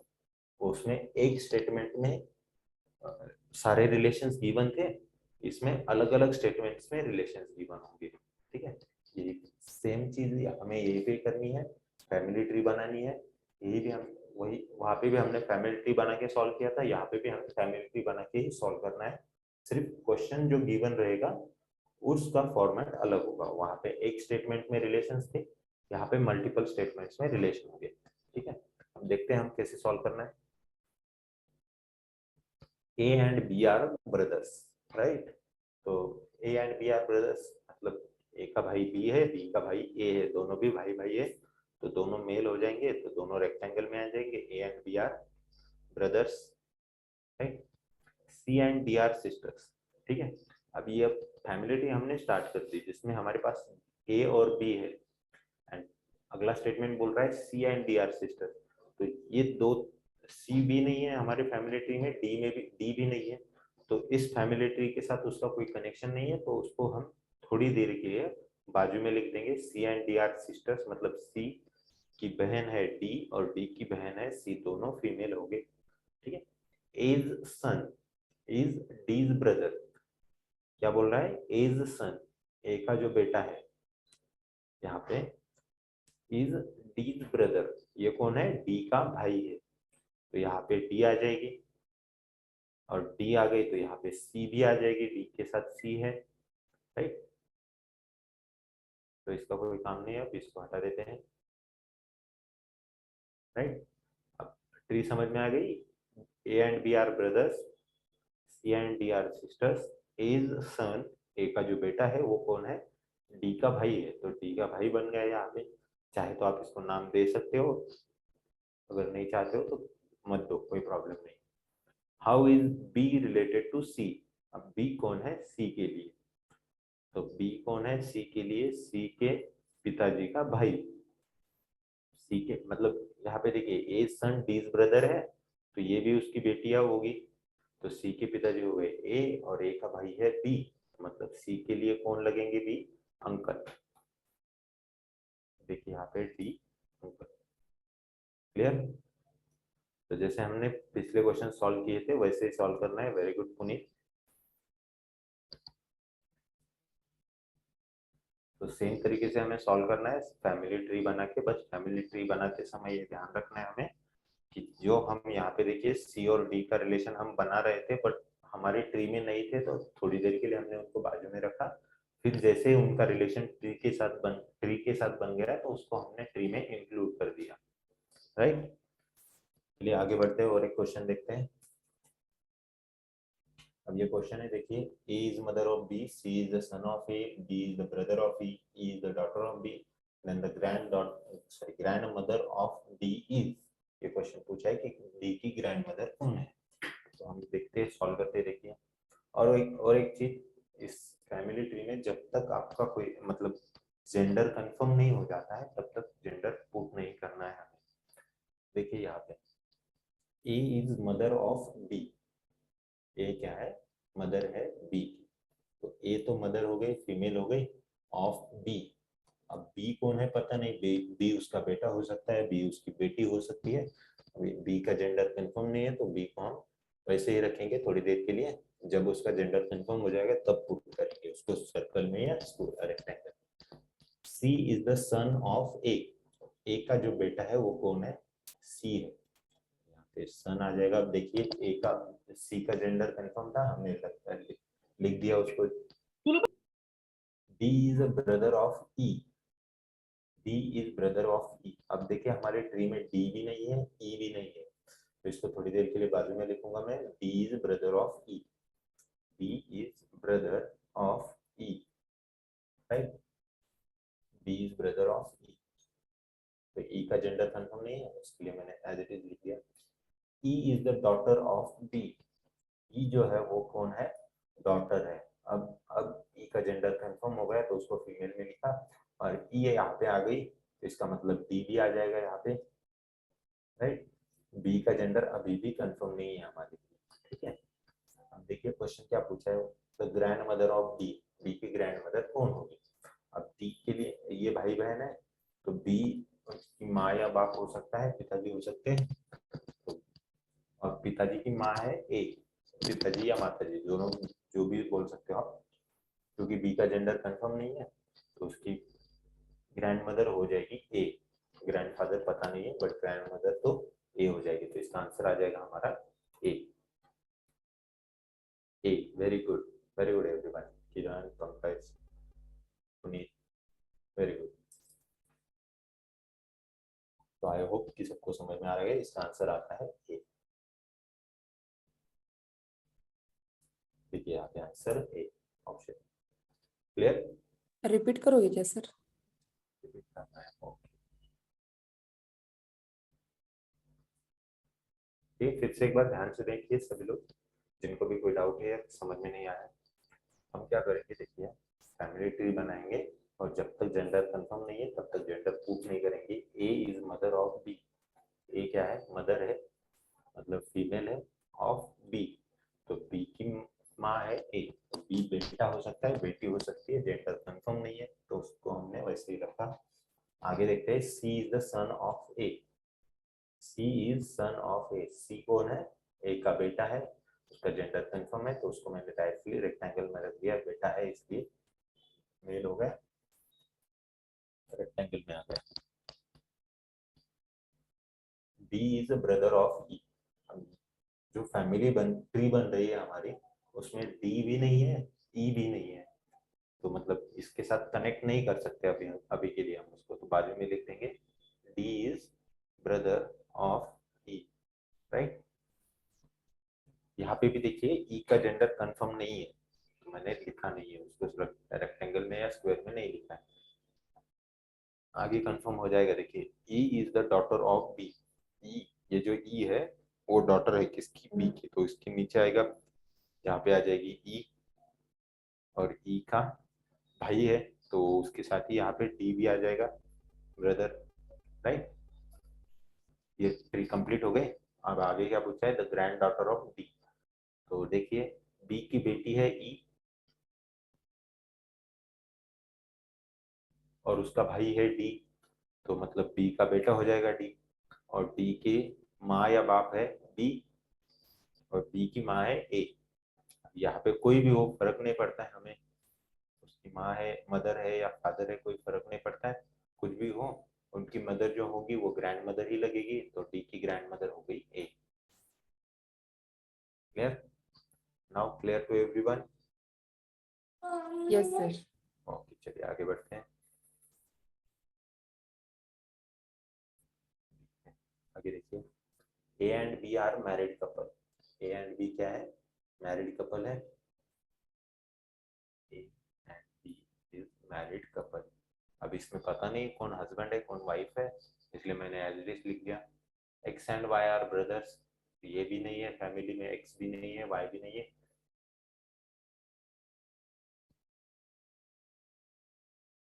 तो इसको मैं अलग से लिख दूंगा, X and Y are brothers. तो यहाँ पे एक्स एंड वाई दो जो भाई है, और दोनों भाई है इसलिए रेक्टेंगल में आ गए। X is brother of A. X जो है वो ए का ब्रदर है, मतलब ए का भाई है एक्स, और उसका भाई है वाई। सर ये सिंगल लाइन से आ जाएंगे यहाँ पे, उसका भाई है Y. Right? How is Y related to B? Y कौन लगेगा बी के लिए? राइट? अब ये तो मैरिड कपल है, तो मतलब इसमें से किसी का भी इसके साथ जो रिलेशन लगता है दूसरे का वही लगता है। तो ए अगर यहाँ पे वाइफ है और बी हस्बैंड है, तो ए का जो रिलेशन वाई के साथ लगता है वही लगता है बी का भी, सिर्फ आगे इन लॉज लगता है। तो ये है ए का ब्रदर, और ब्रदर है मतलब हस्बैंड के लिए भी वो ब्रदर होगा, बस आगे इन लॉज लगेगा, तो कौन होगा? वो brother in law. Very good.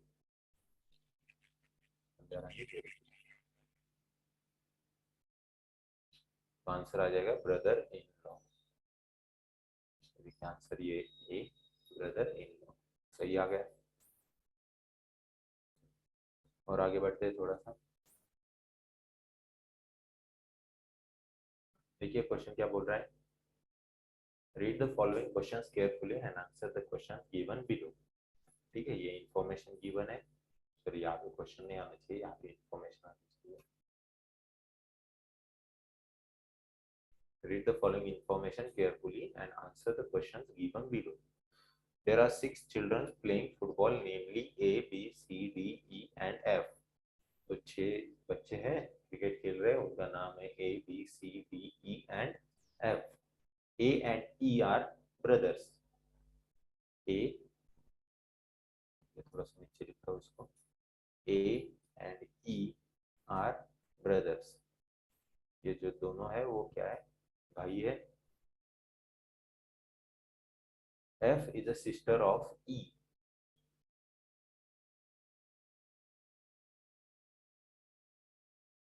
क्या बोल रहा है, F is a sister of ई।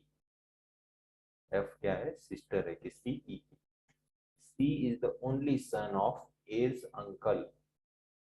ठीक है, C is the only son of A's uncle. A के जो अंकल है उनका बेटा है कौन, सी।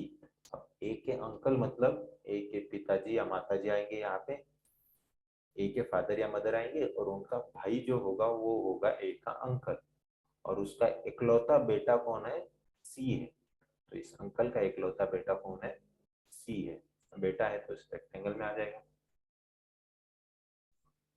B and D are the daughters of the brother of C's father, right? देखिए, B and D are daughters of the brother of C's father. C's father के brother, मतलब C के फादर ये यहाँ पे जो है वो है, और उसका भाई यहाँ पे आ जाएगा, राइट। और उसकी बेटियां है कौन है, B और D। तो इनकी सिस्टर हो जाएगी B और D, B और D इनकी सिस्टर हो गई। सॉरी, यहाँ पे सिंगल लाइन से कनेक्टेड है, राइट। तो इस पे क्वेश्चन क्या पूछ रहा है, देखिए, how is C related to F. C कौन लगेगा, एफ का। सी लगेगा एफ का कजन ब्रदर, क्योंकि ये दोनों भाई है ऊपर और उनके बेटे बेटियां हैं। तो सी के लिए कौन लगेगा, सॉरी, सी कौन लगेगा, एफ का कजन ब्रदर, राइट। आगे क्या पूछ रहा है, देखिए यहाँ पे दिख रहा होगा, how many male players are there. Male players कितने हैं यहाँ पे, सी, ए और E. 4. 3, C, A and E. F, F जो है वो सिस्टर है, F is a sister of E, ये सिस्टर है, और B Yes, and sir. D 3. Daughters थे, तो 3 आ जाएगा, right. How many female players are there, तो ऑब्वियसली बात है 6 बंदे थे, 6 बच्चे खेल रहे थे, उसमें से 3 मेल हो गए तो 3 फीमेल भी है, और हमारे पास भी कंफर्म है 3 फीमेल है बोल के, तो आंसर आएगा 3। How is D related to A. D कौन लगेगा, ए का। यहाँ पे देखिए, हाउ इज डी, डी इधर है लास्ट वाला, डी रिलेटेड टू ए। तो डी कौन लगेगा, ए के लिए सिस्टर लगेगी,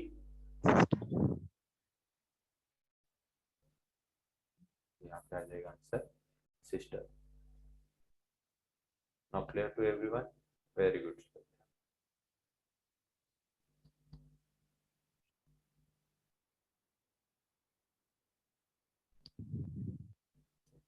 आगे बढ़ते हैं इसके साथ हम।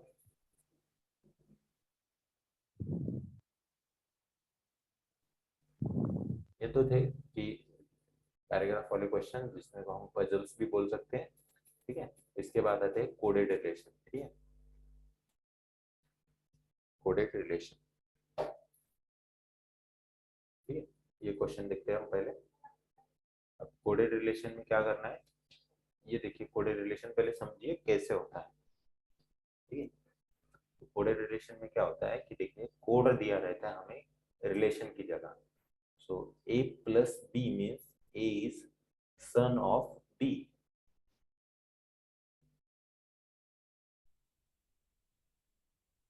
ए प्लस बी इसका मतलब क्या हुआ कि A is son of B. अब क्वेश्चन में हमारे पास ए और बी ही नहीं हो सकते, इसकी जगह पी प्लस क्यू भी दिया जा सकता है, एस प्लस आर भी दिया सकता है, कुछ भी दिया जा सकता है, बट इतना ही समझना है हमें, जहाँ पे प्लस दिख रहा है वहां पे क्या है, A is son of B, मतलब जो पहला बंदा है वो सन है किसका, सेकंड वाले का। मतलब पी प्लस क्यू दिया रहेगा तो क्या आएगा, P is son of Q, right. ये समझना है हमें इसमें।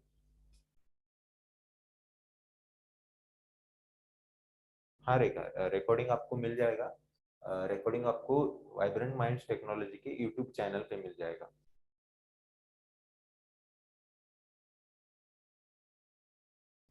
आपकी जो अभी तक जो ये थर्ड सेशन है हमारा, तो ये तीसरा सेशन है। तीनों सेशंस आपको वाइब्रेंट माइंड्स टेक्नोलॉजी के यूट्यूब पेज पे मिल जाएंगे, और आगे जो भी लेक्चर्स होंगे उनकी भी रिकॉर्डिंग आपको वाइब्रेंट माइंड्स के यूट्यूब चैनल पे मिल जाएगी।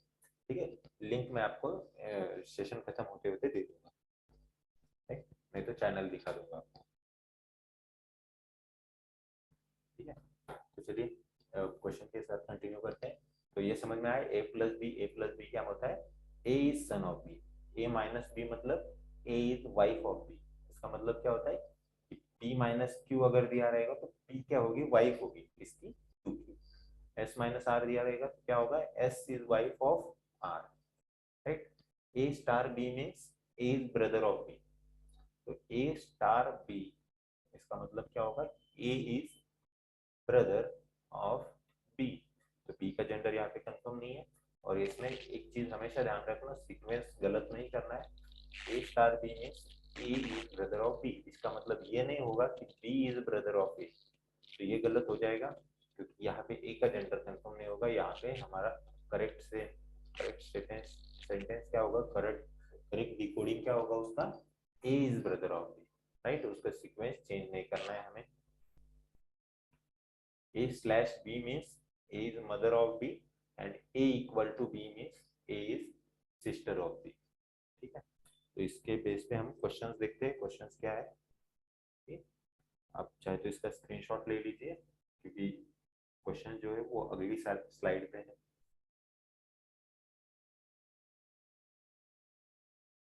आप एक बार स्क्रीनशॉट ले लीजिए इसका। अब हम देखते हैं क्वेश्चंस वन बाय वन।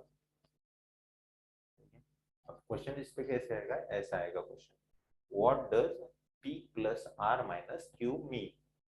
तो इसका मतलब क्या होता है? ऑप्शंस में हमें रिलेशंस दिए रहेंगे, तो हमें आइडेंटिफाई करना है कि इसमें से कौन सा रिलेशन करेक्ट है।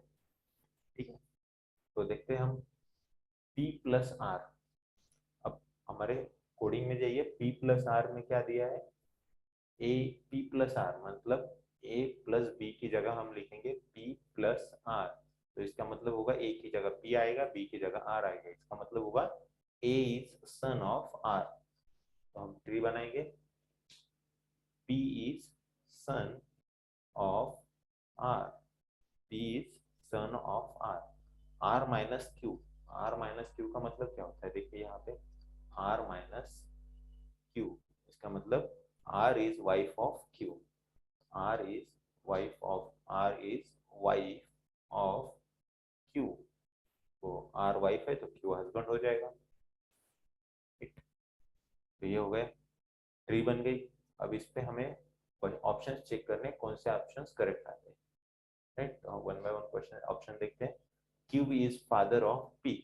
यहाँ पे देखिए करेक्ट होता है कि Q father of P, correct है, क्योंकि R का हस्बैंड है तो P का फादर ही होगा। Q is father of P, ये करेक्ट है। सेकंड देखते हैं, Q is son of P। Q सन तो हो नहीं सकता, क्योंकि R का हस्बैंड है और R उसकी मम्मी। ठीक है, तो सन तो नहीं हो सकता, ये रॉन्ग हो गया। अगला देखिए, Q is uncle of P। ये भी नहीं हो सकता, क्योंकि Q is father of P correct आ गया। Q is brother of P, ये भी नहीं हो सकता, क्योंकि Q is father of P आ गया था। तो ये करेक्ट है, Q is father of P। बड़े रिलेशन में किसी को कोई प्रॉब्लम है तो पूछ लीजिए, अभी समझ में आ रहा है सबको?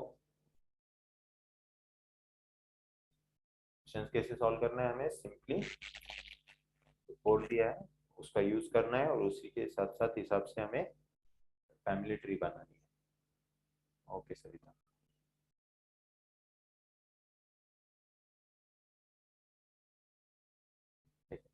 What does p star r slash q means? तो हमें पहले ये देखना पड़ेगा p स्टार r का मतलब क्या होता है। ठीक है, p star r, p star r का मतलब क्या होता है? a is brother of b, और स्लैश का मतलब होता है a is mother of b। तो p स्टार r का मतलब होता है p is brother of r। तो p is brother of r। r का जेंडर कंफर्म नहीं है, तो इसलिए मैंने उसको ऐसे ही रखा है। And R slash Q means हमने क्या देखा था अभी, मदर देखा था. So R slash Q means R is mother of Q. अब आर का जेंडर कंफर्म हो गया क्योंकि ये मदर है तो फीमेल हो जाएगी, मदर ऑफ क्यू. क्यू का जेंडर अभी भी कंफर्म नहीं है, उसको ऐसे ही रखेंगे और आगे ऑप्शंस देखेंगे हम. P is a brother of R. So P is brother of R. Correct है क्या? P is brother of R. Correct है. और पहली लाइन भी यही थी, P is brother of R. P is father of R. Wrong हो जाएगा. P is uncle of R. Wrong हो जाएगा. P is nephew of R. nephew of R. Wrong हो जाएगा. आई होप सबको समझ में आ गया, क्लियर है. तो हम अगले ऑप्शन पे चलते हैं. What does P equal to R plus Q mean? P equal to R plus Q. तो हम पहले देखते हैं इक्वल टू और प्लस का मीनिंग क्या होता है. P इक्वल टू मतलब P is sister of R and plus का मतलब होता है son. P equal to R मतलब क्या होगा, P is sister of R. P is sister of R. Sister of R. R plus Q का मतलब क्या होता है, आर प्लस क्यू मतलब R is son of Q. R is son, are is son of Q. तो यहाँ पे Q का जेंडर कंफर्म नहीं है, क्यू उसकी मम्मी है या पापा है हमें पता नहीं है, तो हम वैसे ही रखेंगे उसको. आगे देखते हैं options. P is aunt of Q. P is aunt of Q. Q की आंट हो सकती है क्या? ये नहीं हो सकती क्योंकि Q के बेटे की सिस्टर है वो, तो आंट तो हो नहीं सकती. P is daughter of Q. अब सही है क्योंकि P का बेटा है R, R की बहन है Q, P, तो Q की भी बेटी हो गई P. So P is daughter of Q. Correct है. आगे देखिए, P is niece of Q. नहीं हो सकता. P is nephew of Q. ये तो हो भी नहीं सकता क्योंकि P जो है वो फीमेल है, तो nephew हो नहीं सकती. और जब डॉक्टर है तो नीच नहीं हो सकती, तो ये ऑप्शन रॉन्ग आ गए. राइट, ठीक है.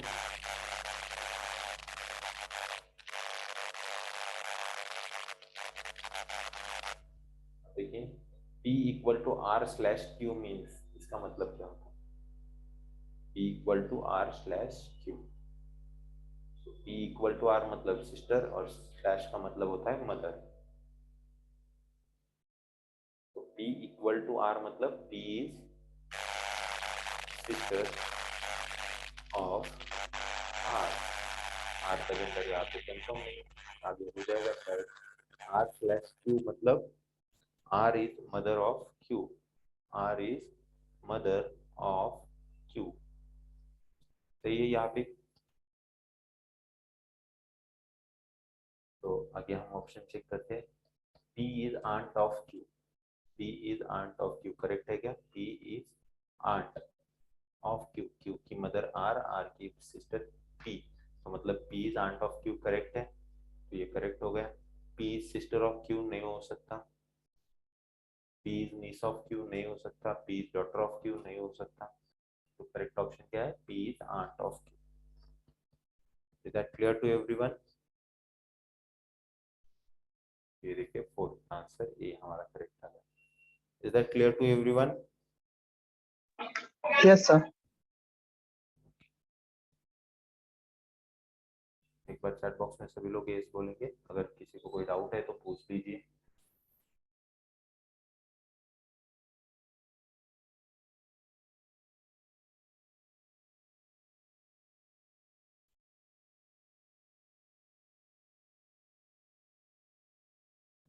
ओके, किसी को कोई डाउट नहीं है? रिपीट करना है फोर्थ वन. ओके, फिर से एक बार देखते हैं फोर्थ वन. देखिए, P equal to R slash Q. तो अभी हमें इक्वल टू और स्लैश का मतलब देखना पड़ेगा. तो इक्वल टू और स्लैश का मतलब क्या होता है देखते हैं. देखिए, इक्वल टू का मतलब होता है सिस्टर और स्लैश का मतलब होता है mother.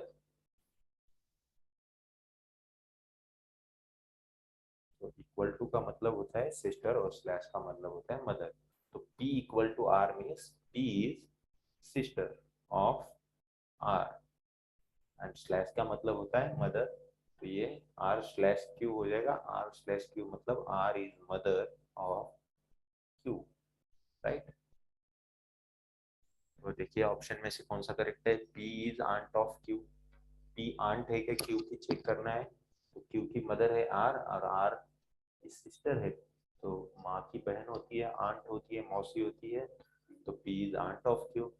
P is sister of Q नहीं हो सकता क्योंकि हमने अभी चेक किया वो आंट है। तो यहाँ पे ये भी गलत हो जाएगा, ये भी गलत हो जाएगा। तो करेक्ट वन क्या आ जाएगा, P is aunt of Q। Now clear Savita?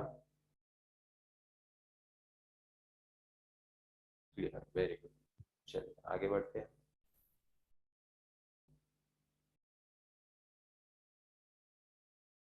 हमारा पहला क्वेश्चन बाकी था, वो देखते हैं।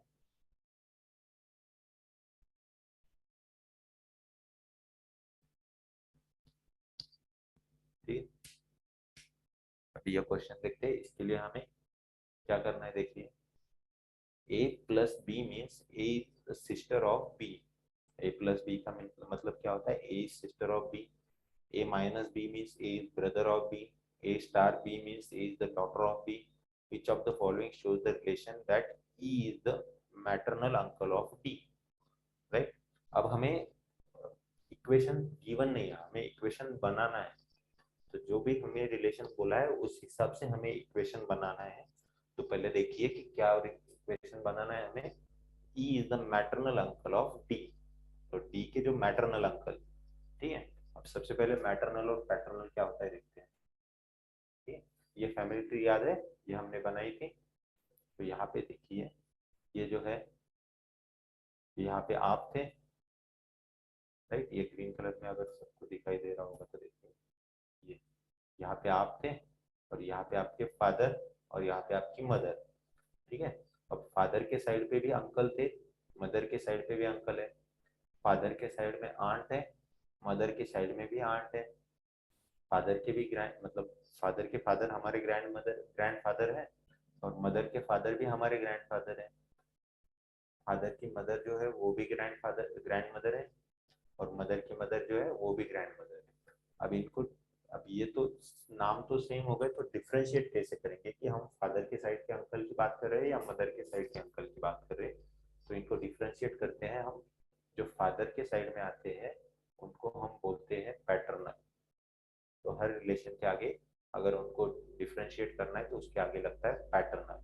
सो पैटर्नल अंकल मतलब फादर के ब्रदर, पैटर्नल आंट मतलब फादर की सिस्टर, पैटर्नल ग्रैंडफादर मतलब फादर के ग्रैंडफादर, पैटर्नल ग्रैंडमदर मतलब फादर की ग्रैंडमदर।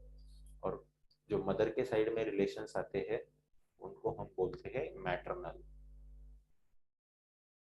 तो रिलेशंस के पहले क्या लगाते हैं हम, मैटरनल। सो मैटरनल अंकल बोले तो मदर के भाई, mother's brother, right. Maternal aunt बोलेंगे तो मदर्स सिस्टर, मैटरनल ग्रैंडफादर बोलेंगे तो मदर्स ग्रैंडफादर, मैटरनल ग्रैंडमदर बोलेंगे तो mother's grandmother. Is that clear? तो सिंपल चीज यही है, फादर के साइड के होंगे तो पैटर्नल, मदर के साइड के होंगे तो मैटरनल। तो हमें क्या दिखाना है, E is the maternal uncle of D। तो इसका मतलब क्या होगा, D की मम्मी होगी यहाँ पे, और उनका भाई होगा E, right. E is the maternal uncle of D। D के मम्मी के भाई जो है वो है E। तो ये ऐसी ट्री बनेगी, डीज मदर, मदर्स ब्रदर, राइट। तो इस हिसाब से अब हमें क्या बात करना है, ट्री बनानी है, राइट। अब ट्री बनाने के लिए हमें ये बीच वाला पर्सन पता होना चाहिए, उसका नाम क्या है। तो उसके लिए हम ऑप्शंस देखेंगे कि उन्होंने थर्ड पर्सन का नाम क्या दिया, क्योंकि डी और ई तो पता है हमें। तो यहाँ पे डी और ई है, यहाँ पे डी और ई है, तो थर्ड पर्सन का नाम लिया है उन्होंने एफ। तो उसका नाम हम भी एफ रखेंगे ताकि हमारे ऑप्शंस में सही से बैठ जाए, राइट, एफ, राइट। तो अब हमें देखिए हमें क्या दिखाना है, अब हमें क्या दिखाना है। तो E is the brother of F दिखा सकते हैं हम, या F is the sister of E।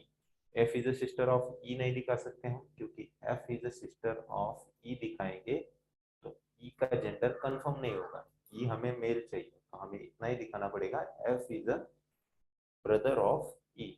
तो देखिए ब्रदर का रिलेशन कहाँ पे दिखा रहा है, कहाँ पे दिखा रहा है सर, हाँ ये देखिए यहाँ पे दिखा रहा है, A minus B means A is brother of B, तो हम लिखेंगे उसको ई माइनस एफ, मतलब E is brother of F, right.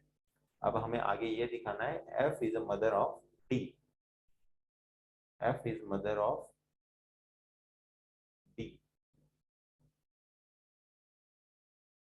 तो देखिए अब ये यहाँ पे मदर के लिए कोई ये नहीं है, रिलेशन नहीं है,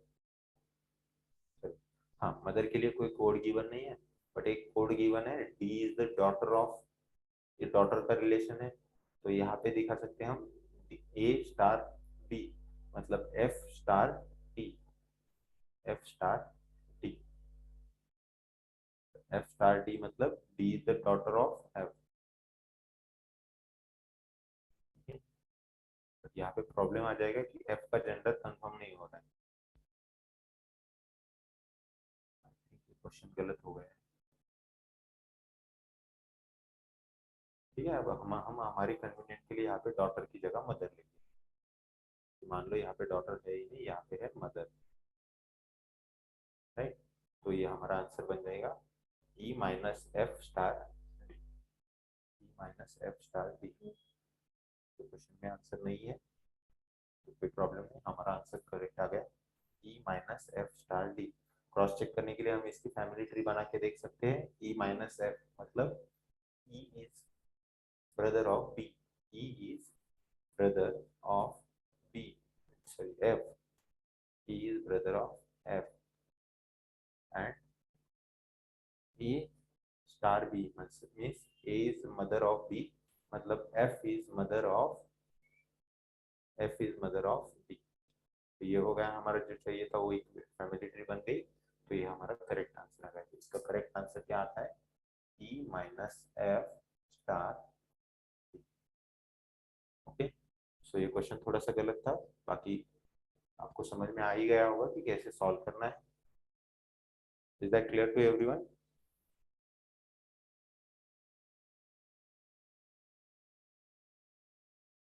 तो इसी के साथ हमने तीनों टाइप के क्वेश्चंस देख लिए। फर्स्ट देखा हमने indicating type of questions, second फिर हमने देखे रिलेशनशिप पजल्स, जिसमें कि हम सेम तरीके से क्वेश्चन सॉल्व कर सकते हैं जो पहले हमने इंडिकेटिंग टाइप ऑफ क्वेश्चंस में देखे थे, और बिल्कुल क्वेश्चंस भी सेम उसी तरह के होते हैं। सिर्फ इंडिकेटिंग टाइप ऑफ क्वेश्चंस में क्या होता है कि जो रिलेशंस गिवन रहेंगे हमें वो एक स्टेटमेंट में होते हैं, और पजल में जो होता है वो मल्टीपल स्टेटमेंट होते हैं, तो स्टेटमेंट वाइज हमें फैमिली ट्री बनानी होती है। Okay Sheikh, I will explain this. और थर्ड देखे हमने ये वाले क्वेश्चंस जिसमें रिलेशनशिप जो दिए, रिलेशन जो दिए रहते हैं वो हमें कोड के फॉर्म में दिए रहते हैं, प्लस माइनस मल्टीपल कोड दिए रहते हैं, हर कोड के लिए हर एक रिलेशन असाइन रहते हैं, ठीक है। और तीनों क्वेश्चंस हमने फैमिली ट्री से ही सॉल्व किया, हमें फैमिली ट्री बनानी ही होती है ब्लड रिलेशन का क्वेश्चन सॉल्व करने के लिए। बस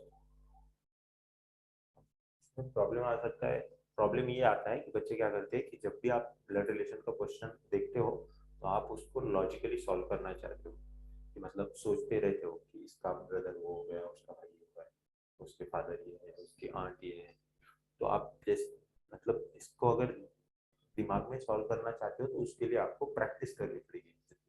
अगर आप हंड्रेड्स ऑफ क्वेश्चन सॉल्व करोगे तो उसके बाद आपकी वो एबिलिटी बन जाएगी कि आप उसको बिना फैमिली ट्री के सॉल्व कर सकते हो। बट फॉर द स्टार्ट और for the exam purpose I will suggest to draw the family tree only.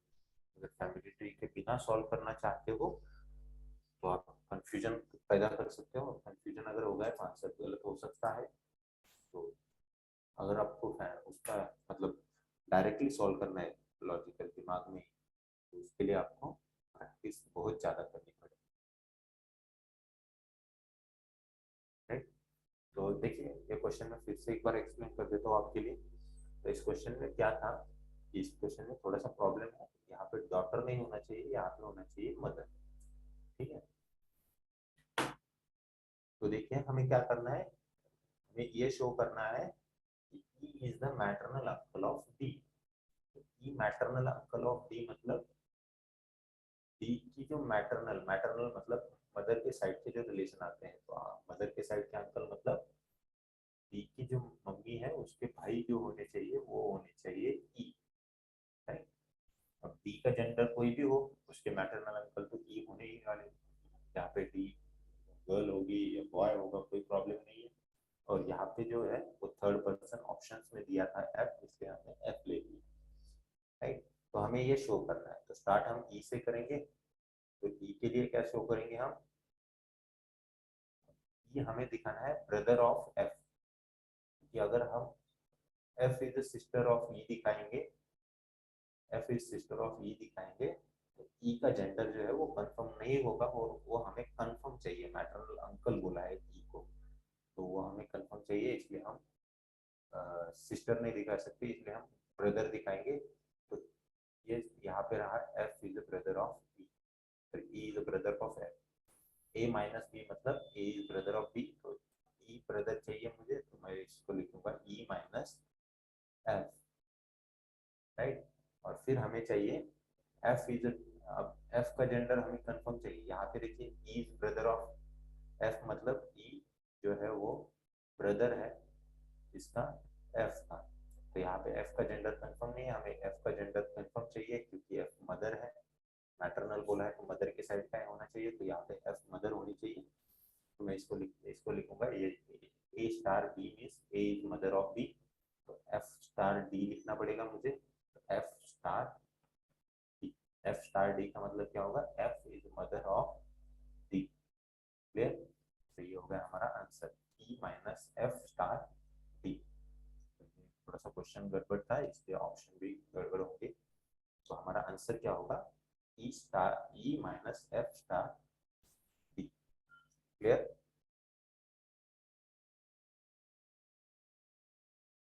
Clear, okay. So अभी आज के लिए हम यहीं पे रुकते हैं, कल हम देखेंगे हमारा अगला टॉपिक जो कि शायद एवरेज है, आपको उसका शेड्यूल पूरा मिल ही गया होगा। ठीक है, और ये सभी जो सेशंस होने वाले हैं वो आप वाइब्रेंट माइंड्स टेक्नोलॉजी के यूट्यूब चैनल पे आने वाले हैं। राइट, वो मैं चैनल आपको दिखा देता हूँ यहाँ पे। तो अगर आपका कोई सेशन मिस होता है या कोई कोई सेशन में आपको डाउट रहता है तो आप यहाँ पे देख सकते हो फिर से।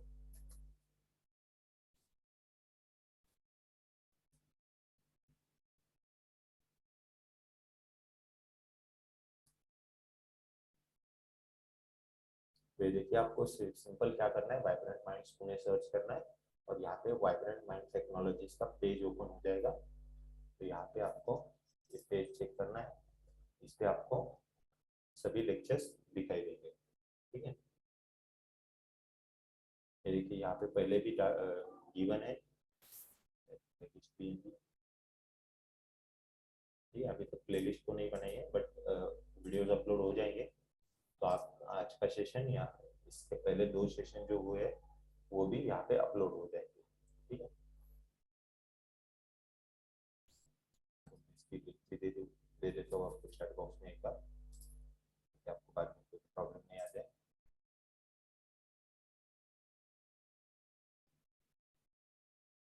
ओके सर, कुशल, ठीक है, आप क्वेश्चंस बोल दो मुझे, मैं एक्सप्लेन कर दूंगा यहाँ पे अभी। और किसी को कोई डाउट था प्रॉफिट एंड लॉस में, या ब्लड रिलेशन में किसी को कोई डाउट है?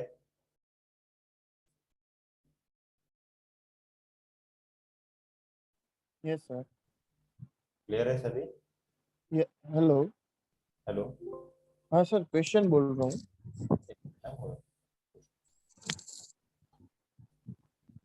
बोलो क्वेश्चन।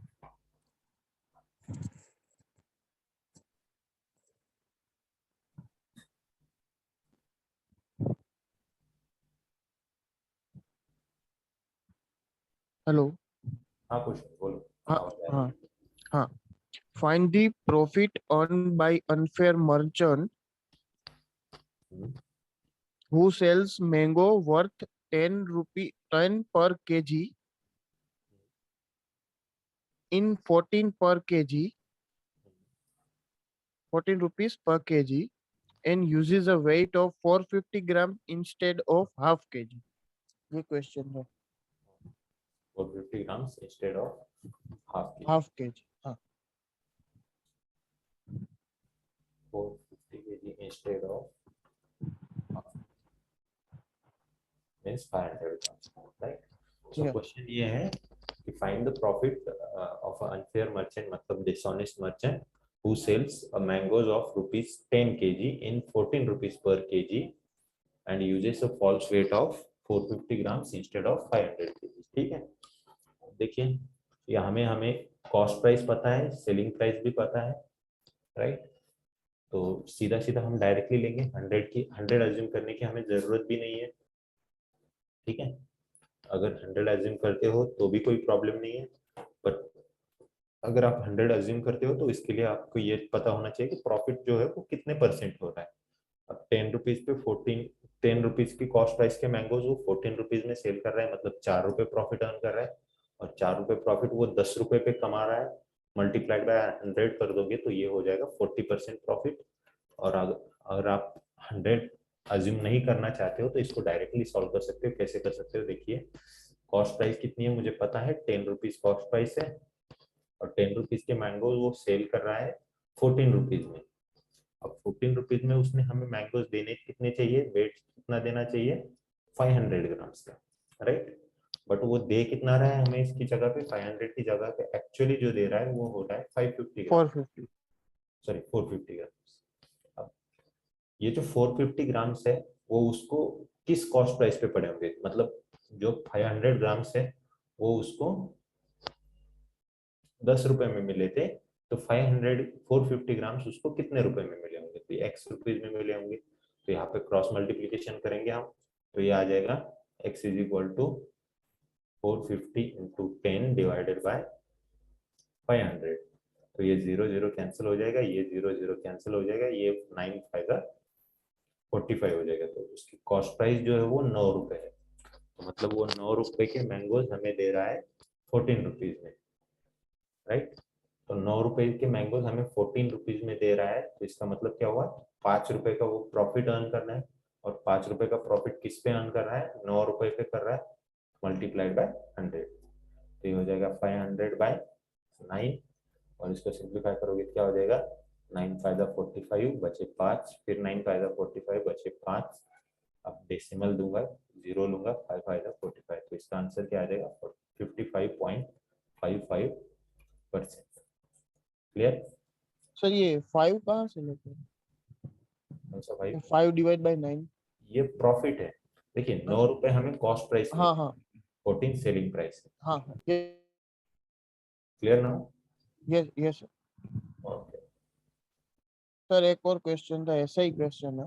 हाँ बोलो। An illiterate dealer हाँ, uses a weight of 1100 grams instead of 1 kg. Find the loss percentage. Instead of 1 kg मतलब 1000 ग्राम, Yes. 1000 ग्राम।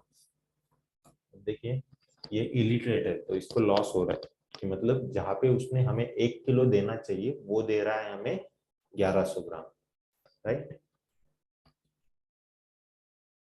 तो यहाँ पे लॉस हो रहा है, तो कितने ग्राम्स का लॉस हो रहा है, उसने हमें 1000 ग्राम देने चाहिए बट वो दे कितने रहा है हमें, 1100 ग्राम, 1100. 100 ग्राम ज्यादा दे रहा है, तो उसको Yes. लॉस हो रहा है 100 ग्राम का। अब Yes. ये 100 ग्राम का लॉस हो रहा है उसको किस पे हो रहा है, जितना वो हमें देता है, क्योंकि इसमें Yes.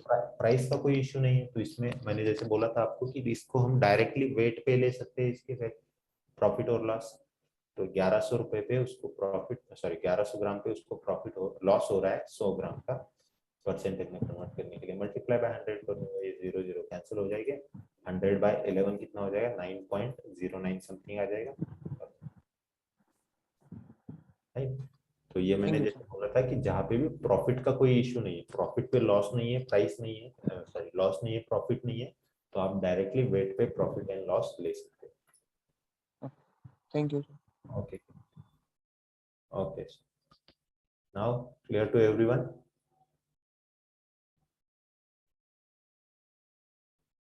So I hope सबके डाउट क्लियर हो गए और प्रॉफिट एंड ब्लड रिलेशन में किसी को कोई डाउट नहीं है। तो चलिए फिर आज के लिए बाय बाय, और इसी के साथ हम कल मिलेंगे एवरेज के साथ इसी टाइम पे 4 बजे।